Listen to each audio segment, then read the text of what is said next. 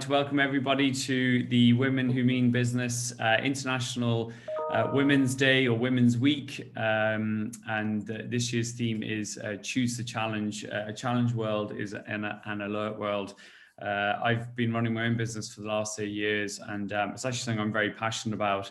Having a diverse and inclusive organization breeds new thought, new ideas, and I think it's really important that for any company and any person that you're surrounded by people that have different ideas and different beliefs to constantly challenge. And I think I'm very privileged to have an amazing group of successful females to come and join us today.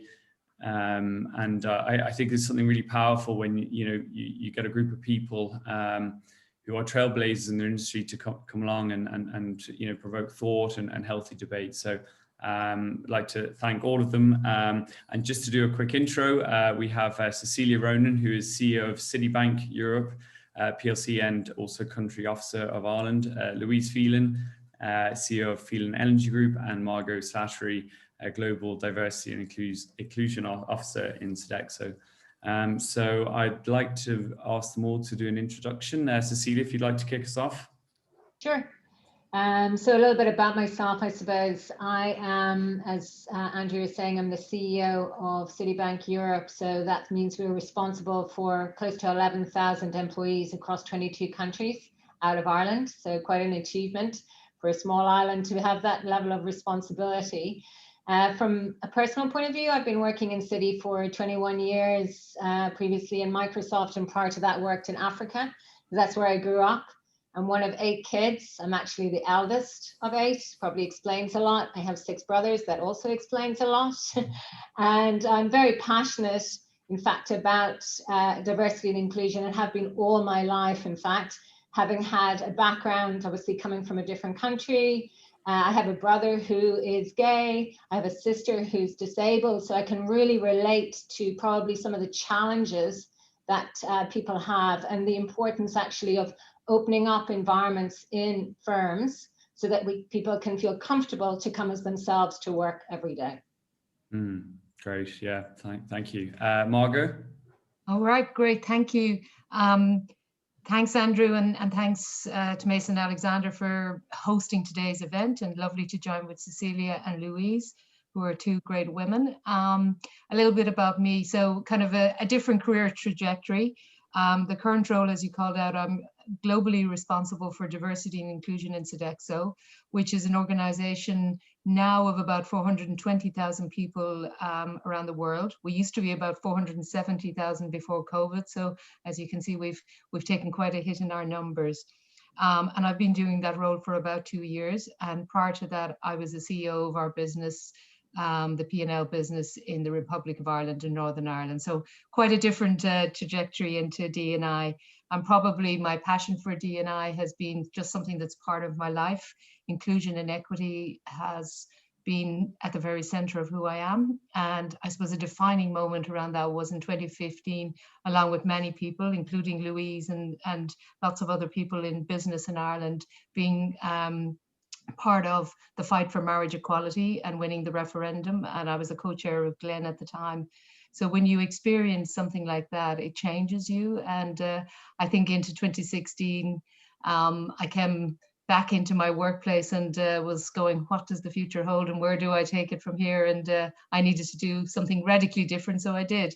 And I think lastly, I think it's really important we're talking about equality in the whole of the week, and particularly around women, because we're, I think, hugely aware of women having suffered so much during the pandemic, and the number and the percentage of women in the global workforce has really radically gone down. So I think the future of work from a point of view of women is something that really needs to be redefined and challenged and supported. Thank you. I agree. And I definitely want to come back to that. Thank you, Margot. Louise? Yeah, thanks, Andrew, and thanks, Jenny, for organising this. So I'm the CEO of Phelan Energy Group, and we will power future generations through low-cost, clean solar PV, and that is our promise. I am with Phelan Energy Group since August 19. Prior to that, I was 13 years with PayPal, where we had 3,000 people. Again, diversity and inclusion was a huge part of our agenda. We trained all of our employees on gender and gender biases that, you know, lots of us didn't even think there were biases until we actually started to understand them. And, you know, that was part of our strategy, diversity and inclusion, the same as we talk about CSR.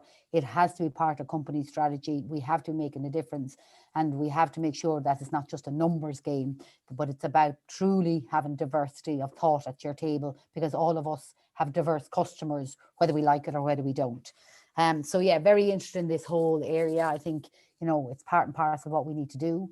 Today we have 92 people in Phelan Energy Group with 30% women. It's a solar PV business, so it's very male dominated, but I'm very adamant that we make sure we take all the steps to ensure we deliver a diverse team to PEG. But also, more importantly, I might as well give a plug right now, we're hiring 39 people, so hopefully we will get some out of this from that are listening today.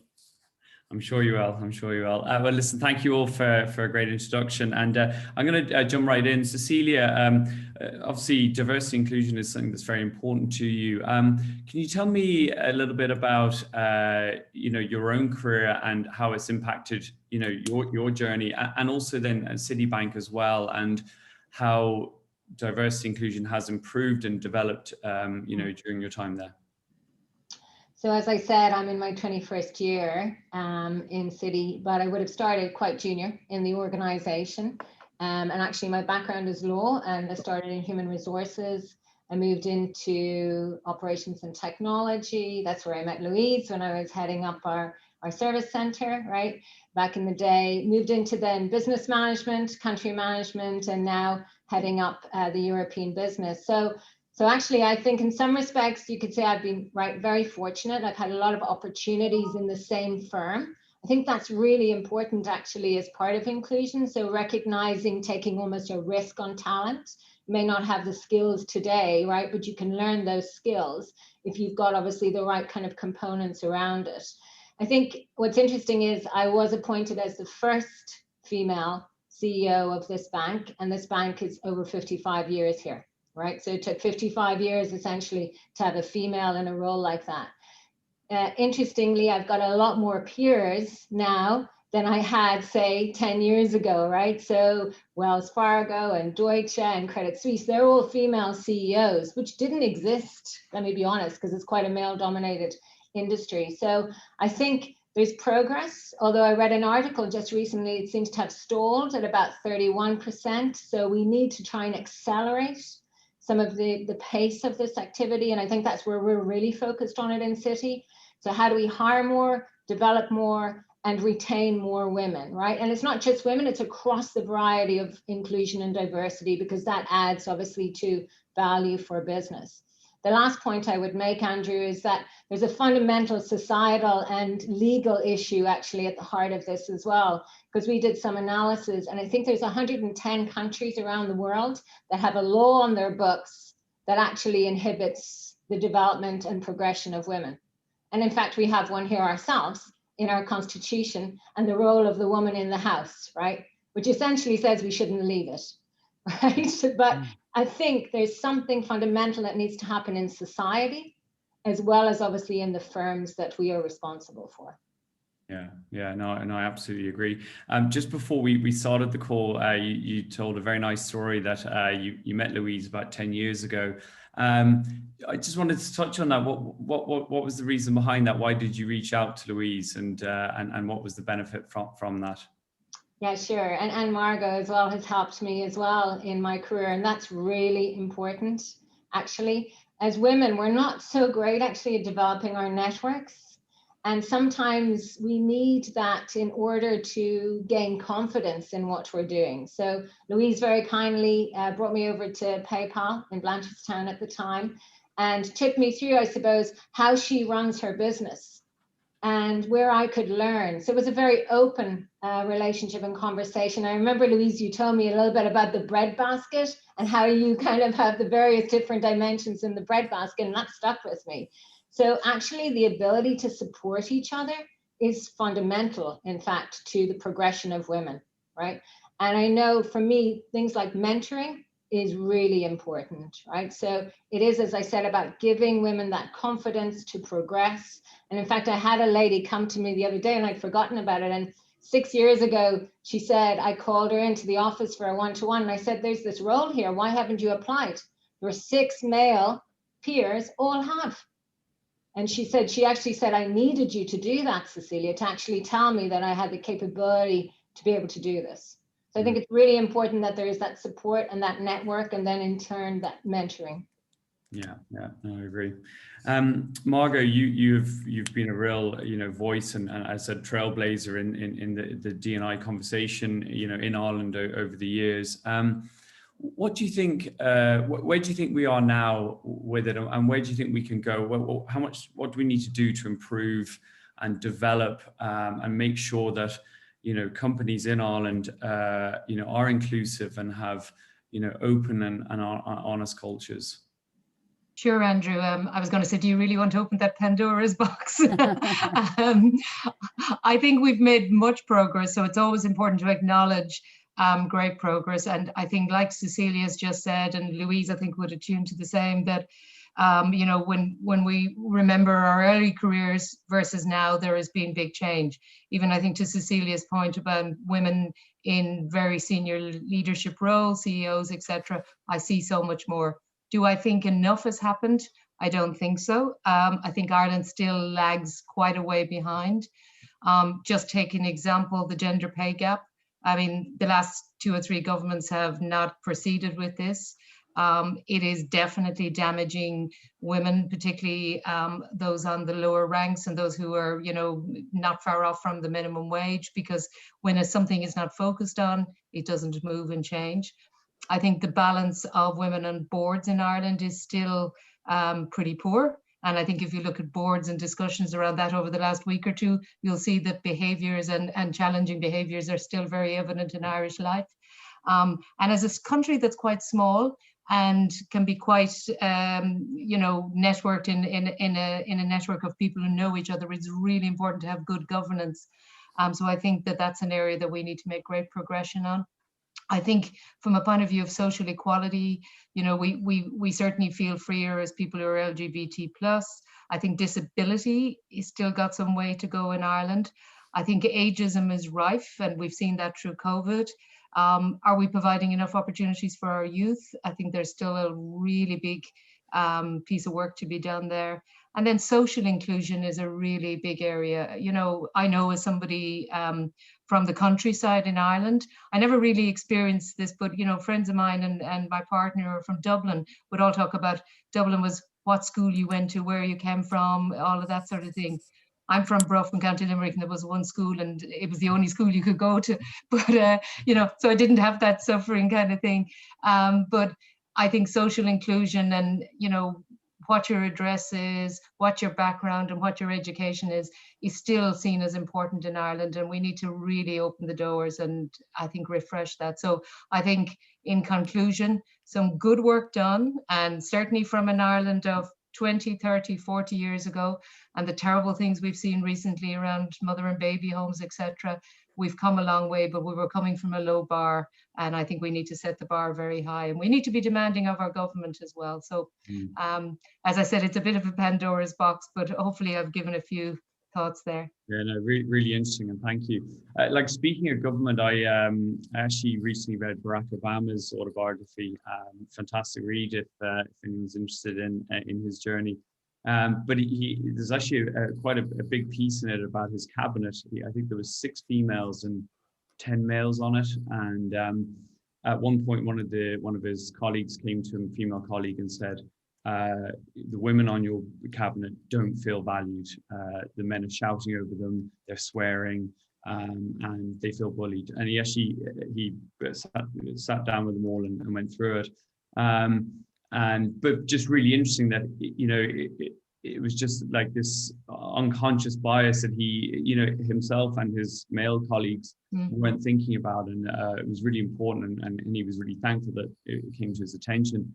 But it does make you think, wow, the American government, if they're having this problem, you can just imagine what it might be like across many other organizations and companies around the world.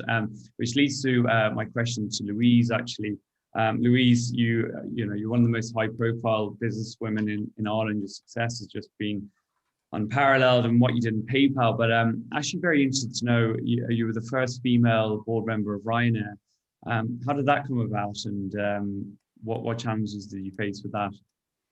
Yeah, so look at I'm very fortunate, I suppose, to where I have got to. But I would tell you, and I think, Andrew, you know me well enough, a lot of it is hard work.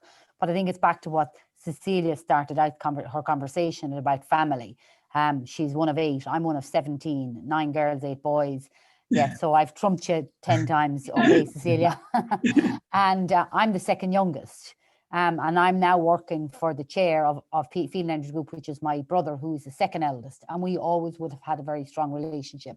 But I do believe that growing up, you know, we had our own football team, our own soccer team, our own basketball team. You know, my parents didn't want to see anybody else's children, to be honest.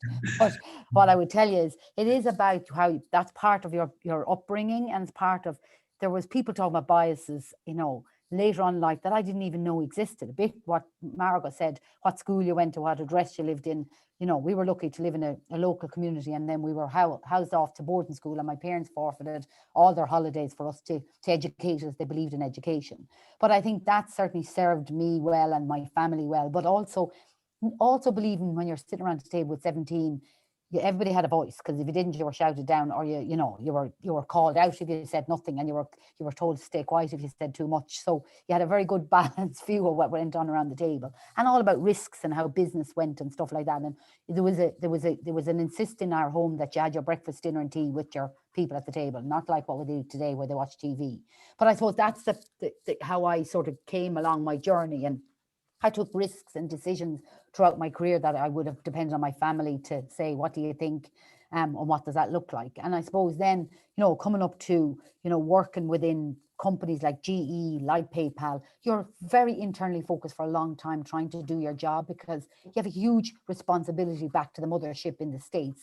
And again, it's back to, you know, I'm sure Cecilia and Margot agree, don't ask for what you wish for, because if you ask to take a bit of work and you don't deliver on it, they don't want to know. And I respect and understand that, because somebody else in other outside of Ireland could have got the work and they'd hear nothing. So you have to make sure that you deliver with a team. And I remember thinking, you know what, I am really inward focused.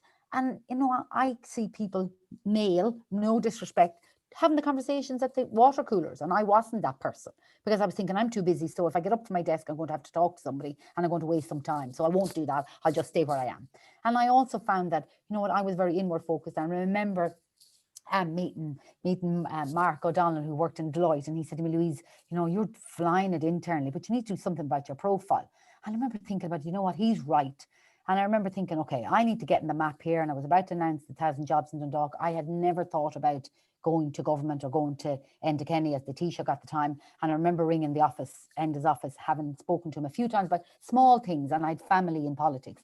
And he said, okay, Louise, come in at 11 o'clock the next day. And I just said, look, I'm going to announce 1,000 jobs. And this was 2012 when Ireland was on its knees. But I need you to be on the steps of Merrion. I don't know why I said that, but I did. And he said, absolutely. Like, I mean, we need these jobs. So I realized that my outside face just exploded from that one thing that I did, that I would never have thought to do unless a man had said to me, you know what, Louise, you need to do something about your own brand.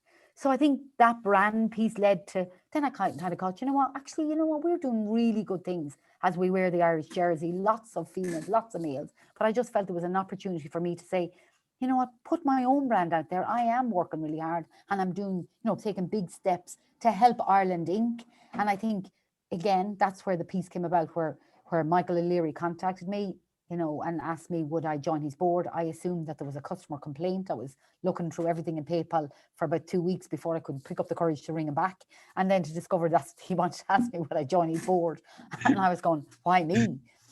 So I met him and we just talked about it. And my first thing to him, I said to him, you know, I'm not joining your board to be a token woman. And his exact answer was, that's why I'm speaking to you, because I knew, and what I've seen of you, I don't think you will be that token woman. So again, it was very important for me joining that organization, was that I was joining it, bringing something to the table. And the big piece that I brought to their table was diversity of customers, because we had so many thousand customers in PayPal, and I knew, you know, exactly what needed to be done, and we needed to do some brand issues on our customers in Ryanair at the time, and working with the team. And look at they've done an amazing job. We're going through challenging times now. Who's not?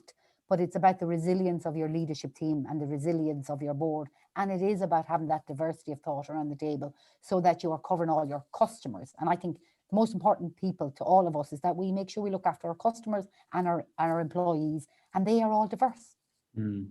Yeah. I want to just pick up on that actually, Andrew, because that is absolutely spot on. If you look at your client profile, it's not monoline, it's very diverse, right? And therefore you need to actually be hiring people and developing your talent to match those customer needs. Completely agree, Louise. I always say here, we have 2,500 people here in Dublin and 60 different nationalities. I always say it's like a cosmopolitan village, right? But actually it really works because you have that diversity of thought around your leadership table, which leads to better decisions, in my view, and better challenge, right? Which is culturally something you've got to try and get right in your organization. But it permeates right down through the organization because, again, diversity actually brings innovation, and it brings new ideas, and it brings, you know, all those things that you want, again, with your customer lens on. So you're absolutely spot on, Louise. Totally agree. That is the value of this. And then ultimately, it has a bottom line impact, right? And I think we've shied away from talking about that, but I think organizations recognize the importance of inclusivity from a bottom line point of view. Cecilia, do you think it's obvious if a company's doing it for that reason, for the bottom line, versus doing it because it actually is the right thing to do? So I think, let me be very honest. I think a number of years ago when many organizations started this, it was lip service, right? I didn't actually see an enormous amount of traction, right? So it was great and everybody had nice policies and would send out communications and things like that. There has to be accountability around this, and there has to be a commitment for action from leadership. But what we found the most effective when it came to diversity in our organization and inclusion was that it's employee-led. So we've got 5 different networks. This is where I was talking to Margot years ago in terms of setting up our City Pride network. But we've got Pride, we've got Affinity, which includes Black Lives Matter in that. We've got Parents, we've got Women, and we've got City Disability. So they all interact from a diversity and inclusion point of view, and that really represents our organization. And it is my role as a leader to support them, to show the commitment, but to remove obstacles from the way as well, right, in terms of what they want to do. And I find that very powerful when it's employee-led with the support of management, rather than being honest, and I worked in the area, HR saying you need to do X and Y. Yeah, no, I agree. Margot, what would your advice be to people watching this and listening to this around, you know, people that may not have the confidence to speak up? I know that the gender pay gap came up earlier on in the conversation. What would your advice be to people that feel marginalized or don't feel that they have a voice or don't have the confidence to, you know, ask for what they want? What would your advice be to them and how they can learn and develop and harness and really bring their true selves, you know, to the work environment? Well, I think one thing to consider really in the very beginning is most organizations now, and certainly most multinational organizations, have a policy of something to the effect of speak up or be able to declare something. So if there's something I think that somebody feels is really wrong, that in the very first instance, from a governance perspective, there has to be a space and a vehicle for that. And from a point of view of raising a grievance, obviously there's a HR procedure. However, I think I'd be naive, or any of us would be, if we thought that was the only mechanism. I like to think that in most organizations, you know, we've moved on from that sort of bureaucratic, you know, you can't address anybody. I certainly know in my organization, and I think the others would probably attest to the same, the people we hired these days feel quite comfortable. I'll give you an example. If you were in Sodexo's head office in France, in Issy, no one has any problem going up telling Denis Machuel, our CEO, something if they saw him in the lift, and they wouldn't be short of feeling comfortable. So I think most organizations create that culture that people can say something. And if not, there's hopefully a really good procedure. I think it's sad if it gets to the stage that it goes outside the organization and becomes a legal issue. So I would hope that the opportunity and the culture of it is created inside. Perhaps maybe the last point I'd make on that, and it kind of ties back with some of the last conversations, is that if people are aligned with a group, an employee resource group or something on diversity and inclusion, or one of these areas in the workplace, then that's often an opportunity to have your voice heard. So I would know a lot of people in organizations, and many of them in Ireland, where perhaps they weren't somebody who was quite strong at speaking out in the first instance, but they found their voice through being part of a group. Even the very simple concept of being an ally. So you don't have to align to anyone in particular, but just be an ally to people who are marginalized. And very quickly you find through that an opportunity to have your voice, and it's recognized and appreciated. So I think there are a number of areas. And I just wanted to comment, I think, on the last point to say that I think organizations who come to D&I, or nowadays it's sometimes called D&I and equity, or DIB, which is belonging. I think organizations have different ways of coming there. What I am seeing is nearly every organization now, from an investor perspective, so if you look at ESGs, people are actually looking at this as being really important in that part. And if leaders take a while to make their journey to get there, I think that's okay, as long as it's genuine and authentic when they are there. So I think there's different journeys for different leaders. Yeah, thank you very much. That's just great advice. Louise, you mentioned something that I'd like to pick up on around your personal brand. I think the world of social media today is it can be quite a cruel place and very judgmental, and I think people have a lot of hesitation to put themselves out there, in the public eye. What gave you the confidence to do that, and what were the steps you took? I know you touched on it briefly, but what were the steps you took to put yourself out there and to build your own personal brand? Yeah, so I suppose two comments I would make, Andrew. The first comment I would make is that, once I start to do that, I felt I needed to network and I needed to go to events. And I would honestly stand here and still say the same, that the amount of people that think, you go to a network, you walk in and the room is full of men, or even you walk in on your own to somewhere, as I call it, the washing machine is going on in my stomach at that stage. Always is, because you walk in, you think you're going to be left standing there, you look like a heel, and everybody's looking at you. You think they are, and thinking, who's that? And you feel so self-conscious. And many times I have walked in and walked back out the door and decided I tried and I just couldn't do it. So I think it is hard to do networking. I think it's easier if you go with somebody that you can at least say to somebody, I don't know why I'm here, but at least you have somebody to stand with, that you don't look like a wallflower. And I said, felt many times like a wallflower. So I think it's very important to put yourself out there, to do and go out to external network events. I understand through COVID, but I'll come back to that in a second. I believe you have to go out and put yourself out there. You have to get engaged with things that's going on. You have to do that online at the moment. And I think, LinkedIn and these places are great places from a business point of view to actually get into those events and just connect with people. I think your LinkedIn is really, really important. Now that can be abused as well, but I think you have to be very careful who you accept and who you don't accept, and make that word associations. That's the first thing I would say on brand. The other thing I would say, which I think is really important to say, if you think about what the title of your event is today, is Choose to Challenge, right? And choose to challenge, diversity and inclusion is about it. But also I think a lot of people, when they talk about diversity and inclusion, you're talking about diverse people that have, color, religion, race, whatever it is. They also need to think about inclusion of the people that are local and working in the jobs, not just the people that are coming in or that are there. So as I said, I'm one of 17, I have 52 nieces and nephews, and I've had many walks with them through COVID when they're going, I'm actually getting no leadership right now. I actually don't feel included right now. And I feel like I am working away, but I don't feel included. So I think there's a lot of work to be done On inclusion, diversity, I think we are doing a lot on it. We've a lot to do, as Margot said. But I also think you have to think to be including everybody.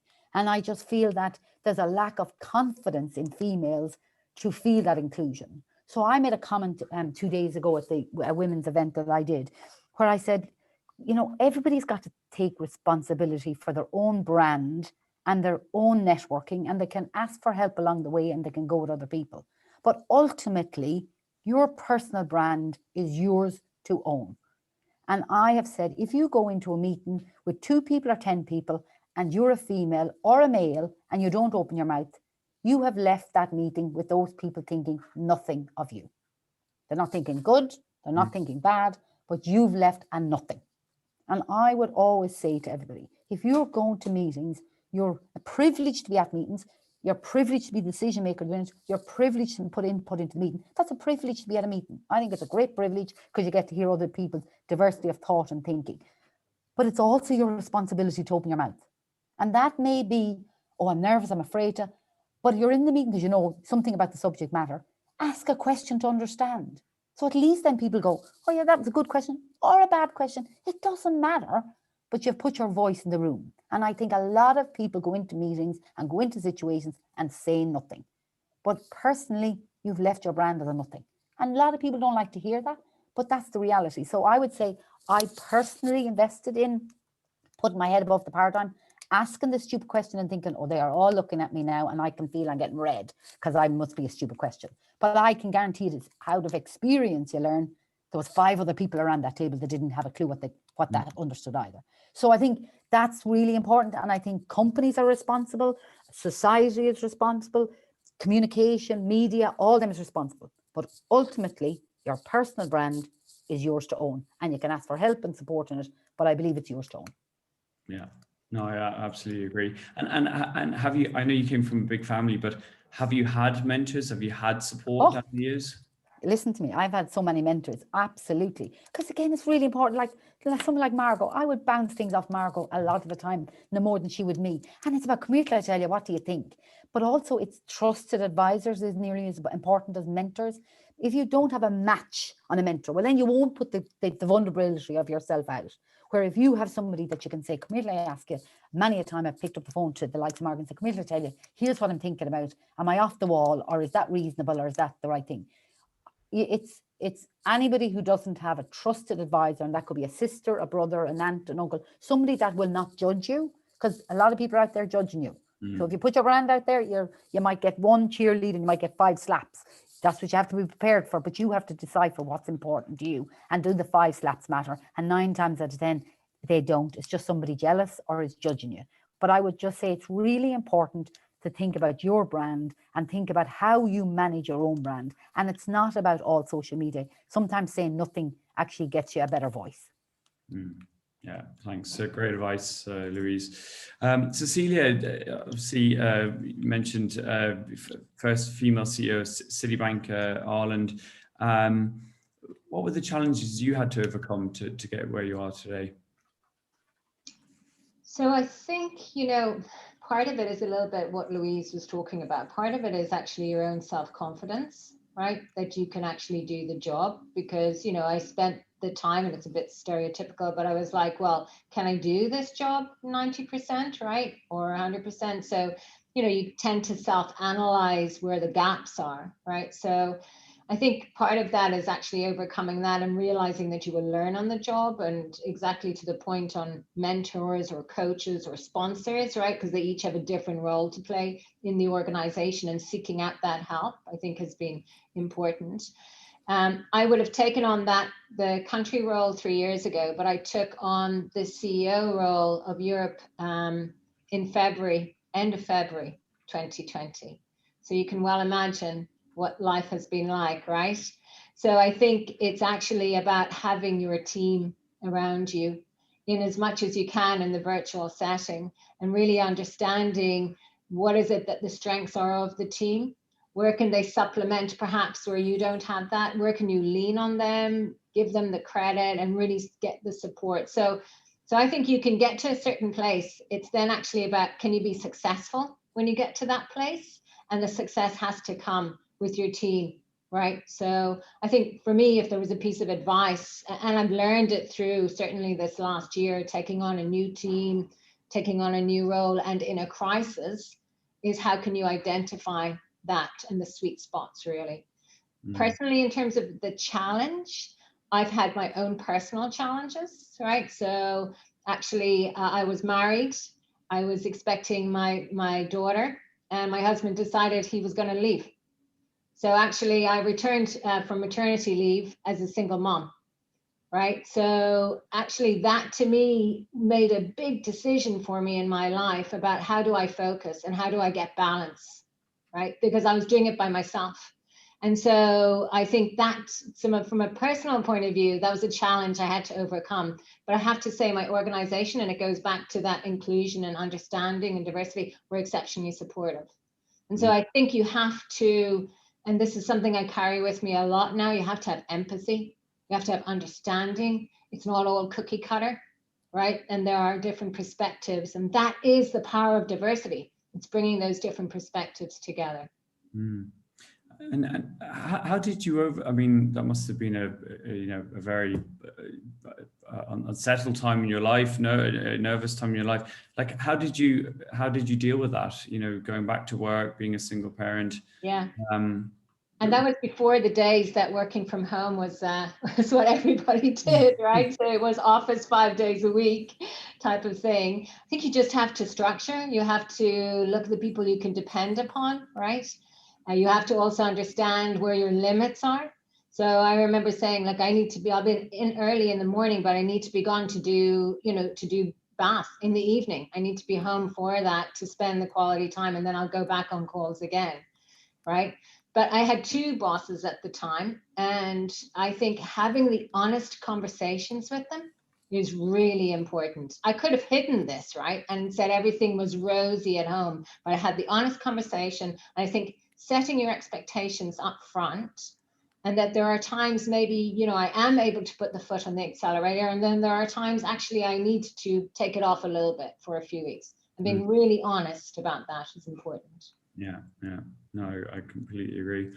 Margot, you mentioned earlier and highlighted that actually there's been lots of great work that has happened in terms of diversity inclusion, in Ireland. Do you feel, and it's been picked up a couple of times around leadership and leadership during COVID, do you feel that we've maybe taken a step back in terms of diversity inclusion, or been challenged with it because everything is online, or do you think it's helped? I think, and I suppose, I'm considering this from an Irish perspective and from a global perspective. There's definitely no doubt that I think, the reality was that there was decisions that had to be made quite quickly. I don't know if there was enough thought given to who was in the room making those decisions, or the virtual room, so to speak. And so decisions that affected people, example being parents, if there'd been more women, for instance, in the discussion about homeschooling and shutting down schools and things, wonder would those decisions have actually happened in the way they did? Or if you look at, for instance, NPHET and the many groups in Ireland, or you looked at, for instance, the groups who stood on the steps at many of the announcements, they tended to not be very diverse. And I think most of the times there wasn't even any gender balance. And I think that's something globally as well. And we see it now. I'm just having a conversation this morning with colleagues in France. The French government has not, in the second or third lockdown, closed schools, because they just know that was a no-go, because women in France said absolutely, they could not continue to do 2 and 3 jobs. And I think it's similar around healthcare. Again, who does the majority of caring, and who are the people who work in these jobs? They're minorities, and they are women in the main. So again, I think a lack of that voice in the room and the discussion. Will we learn from that? I think we probably will. I think that's certainly informed the discussion. And I think for organizations, and Cecilia and Louise have picked up on it, who are your customers? Who are the people who are your buyers? And as people who make purchasing decisions, as consumers, we're becoming more and more discerning, and we are affiliated with brands that speak to our values and our purposes. And I'm taking myself as an example. I have a strong belief in sustainability, local supply, all of those kind of things. I don't want to buy from the big chain, etc. Although I probably work for one. But you know, so I think about that when I make a decision, and I think about the ethics. And I think that for corporations, they're going to have to very quickly align to that piece, and it can't be far out of their decision-making process. Yeah, no, absolutely.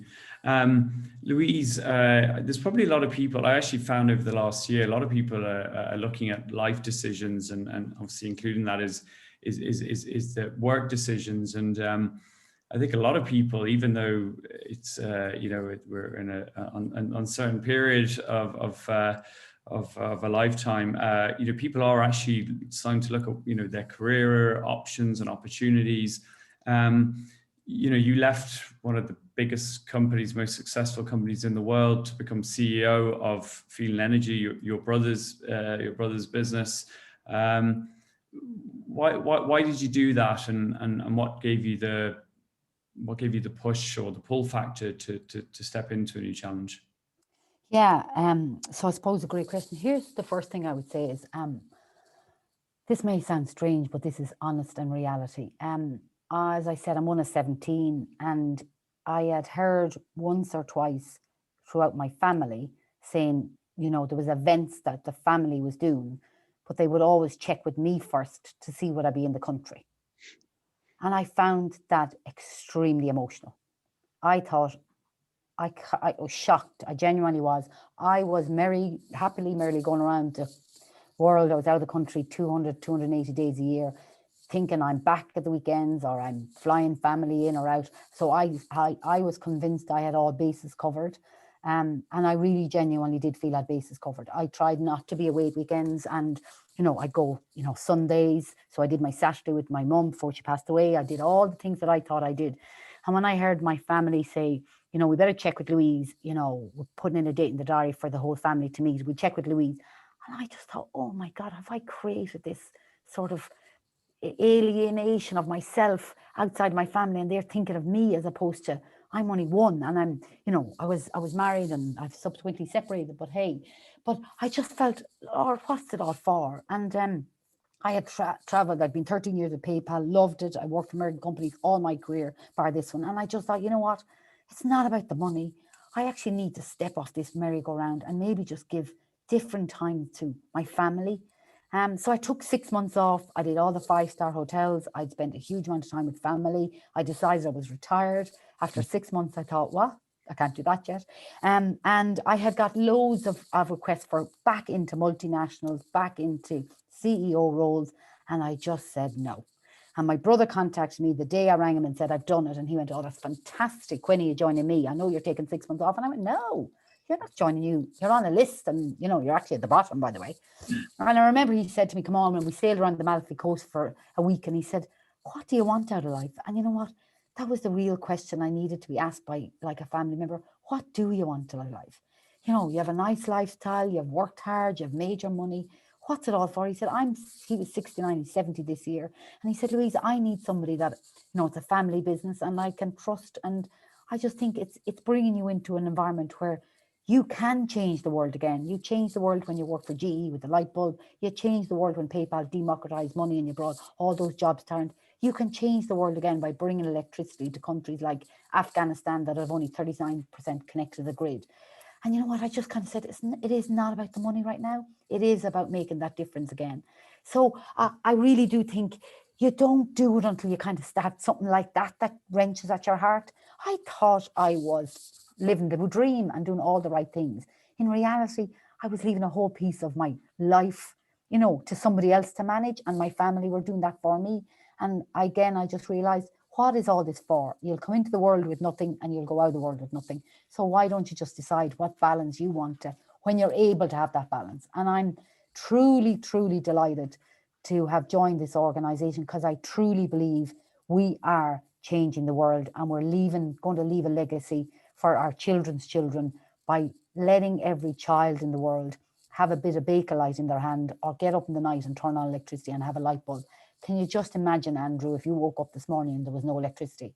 And I'm having that on a regular basis, load shedding in South Africa, and I'm sure Cecilia, you're well aware of that. I'm in Afghanistan where they have none whatsoever.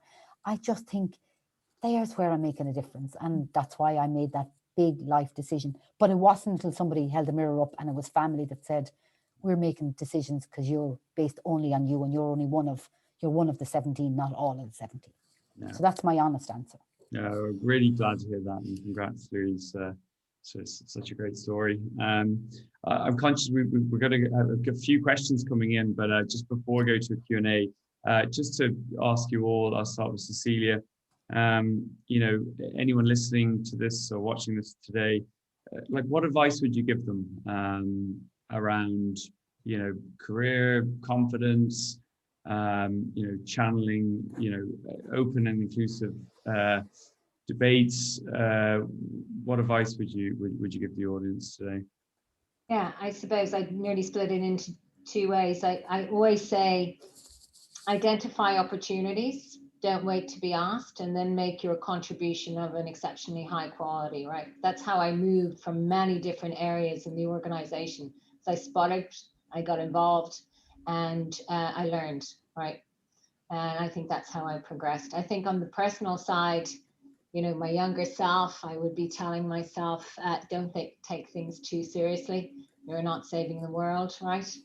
Louise, you might be actually, but I'm not, right? I want to make sure I do have a purpose, but not to take things too seriously and maybe get a bit of a thicker skin, right? That's what I would say to maybe my 16-year-old self. So. Yeah, that's great advice. Yeah, thank you. Margot? I probably really coincide or a very similar group ideas to the other two ladies.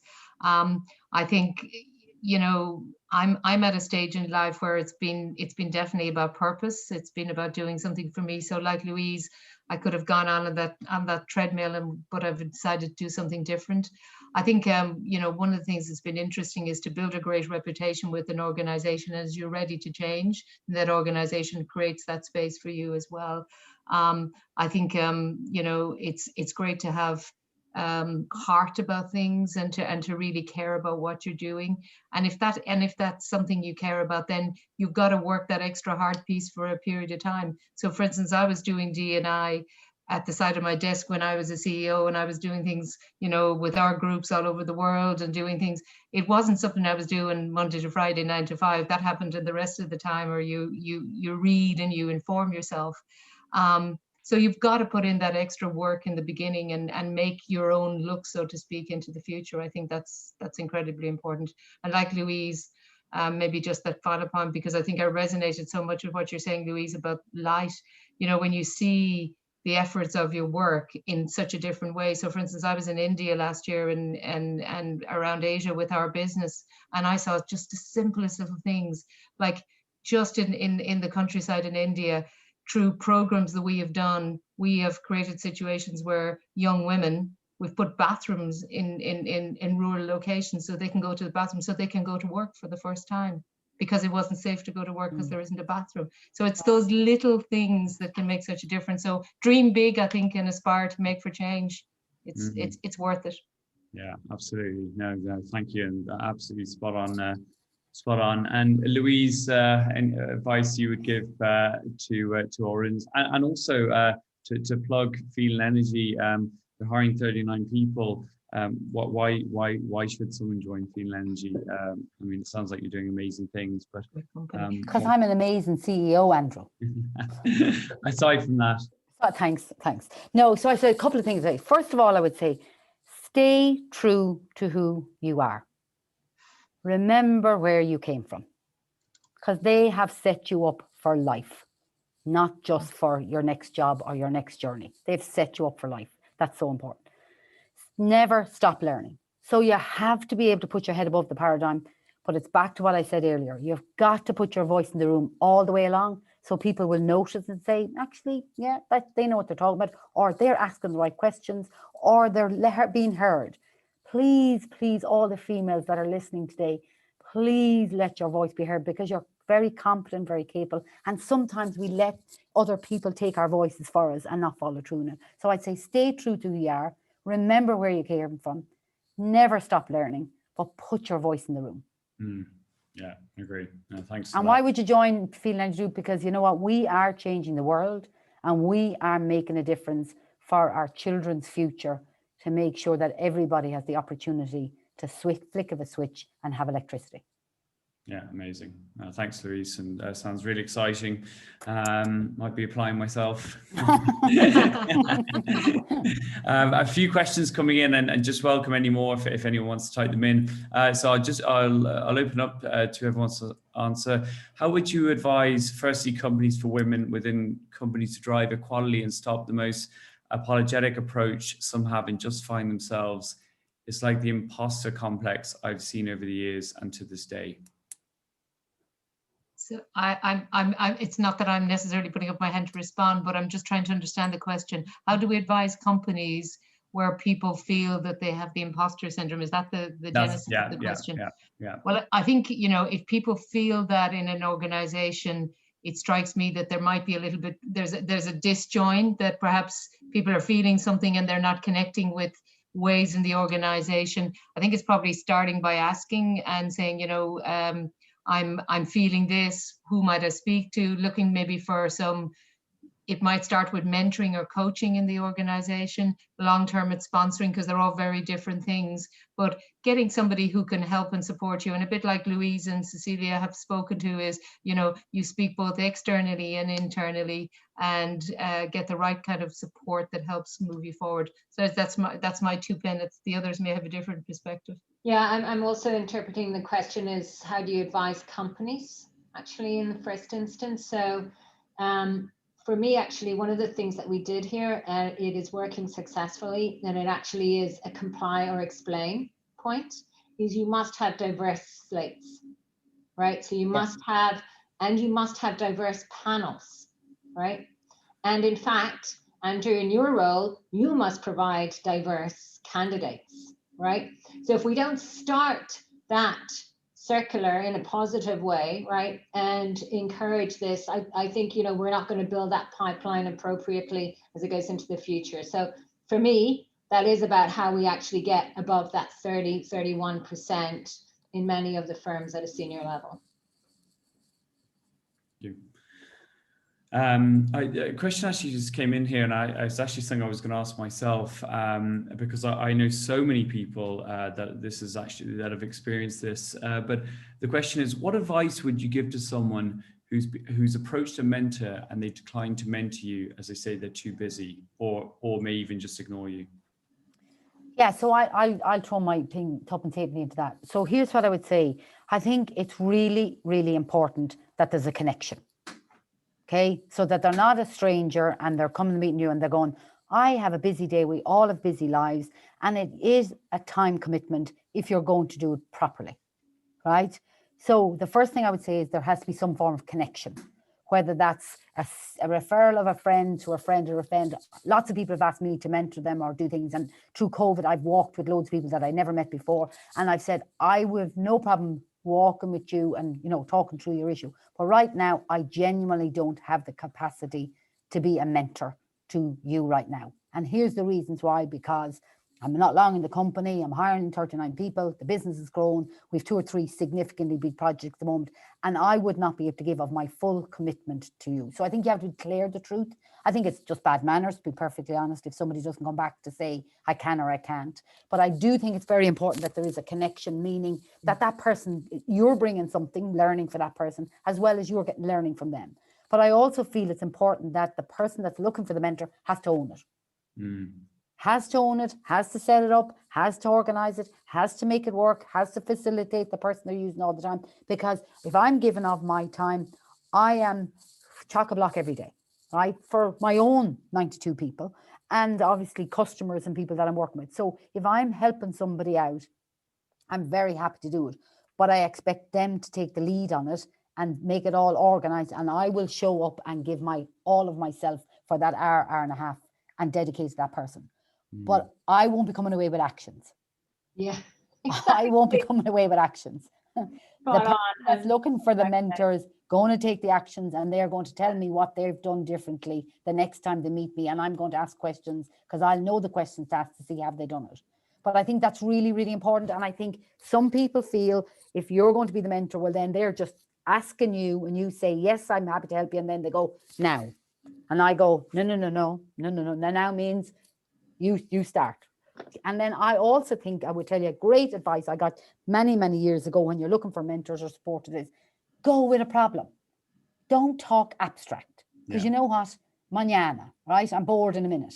Tell me about a real life example that you are facing and you just want help and direction to guide you through it. And it's obviously very confidential. And I've had people through COVID saying, I am working in an organization and my manager or my leader is not leading me. I'm not hearing from them from night and morning. What do I do? And I always say, it's yours as responsibility as the leader is to say, can I have a half an hour in your diary? I want to talk to you about X, Y, and Z. And it'll go loads of places. It's not bad intention by leaders, but it's your responsibility if you're not getting what you need for you to ask for it. But it's very important that you own it. Mm. It's great advice. It is, you can understand though that someone who, and you called it out right, yeah, it's just rude not to reply, but even to reply and say no, you could understand that the damage it could do to someone's confidence. But I just think that's the same. I had to do it myself 2 days ago, actually, for exactly the reason of not having the capacity. Because if I'm going to invest, I'm going to actually make sure that I give it my all. So, but how I did it was, I was like, I'm a huge admirer of you. I think you've done an amazing job in the organization. Can I suggest X or Y, perhaps first, or let's meet for a virtual coffee? So I'll definitely chat with you, but I can't commit to it. It's how you, out of respect for an individual, just phrase it. Yeah. Margot, do you get asked a lot? Yeah, and I think like the others, and I try to reply to everyone, go back to people. I'm probably my own worst enemy because I try to support lots of people because I got it. But I would have exactly the same points as Louise. You know, if you're coming to do that, then come prepared, be ready, and make best use of my time. I think there are, somebody said to me once, it's a funny sort of joke, but there are drainers and there are radiators, and there are people who radiate and bring you lots of really good things, and there are people who drain you. And if you're going to be a drainer, you're going to find that my attention span is slow and low. I think you have an obligation to work hard if somebody gives you of their time, and you reciprocate and you give something back. So I think it's important to recognize that. Yeah, no, completely agree. I'm just very conscious now, we've just gone over time, so we'll wrap it up. But I just want to thank all three of you, Margot, Cecilia, Louise, for your time, for your insights, for your advice, and so many people look up to you, and for all your success, and just take my hat off. So much respect, and thank you for your time, and I said your enthusiasm and energy, and I certainly have learned so much, and I'm sure the audience have as well. So thanks very much.